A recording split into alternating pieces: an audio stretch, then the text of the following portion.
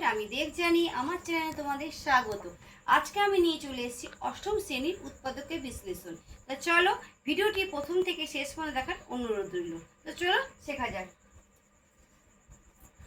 উৎপাদকের বিশ্লেষণ।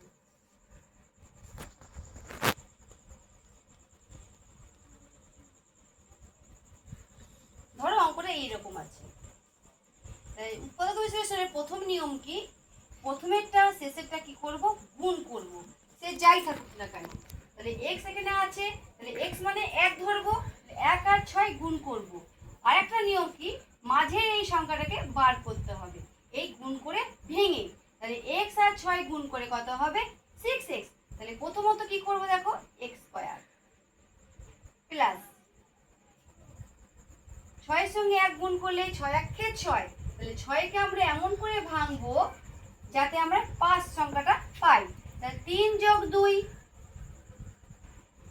দেখো যোগ করে 5ও পাচ্ছি, আবার গুণ করে 6ও পাচ্ছি, 3 2 6।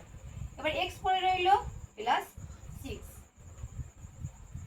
x স্কয়ার প্লাস, এবার কি করব? ব্র্যাকেটের থেকে ব্র্যাকেট বাড়িয়ে দেওয়া আছে, সেটা গুণ করব।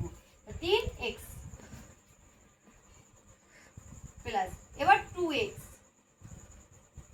প্লাস 6। এবার দেখো এইটুকুর মধ্যে কমন নেব। কমন বলতে গেলে বোঝায় দুটো সংখ্যার মধ্যে এমন কি সংখ্যা আছে যে একই আছে। কি আছে? x। দুটো থেকে একটা চলে গেল, কটা পড়ে থাকে? একটা।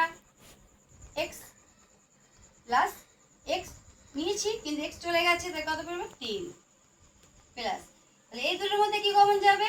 2। 2 চলে গেছে, x পড়ে রইল 2 3 6। তাহলে x 3 আর x প্লাস 3, দেখো দুটোই সমান, তাহলে দুটো মানে একটা। আর x প্লাস 2,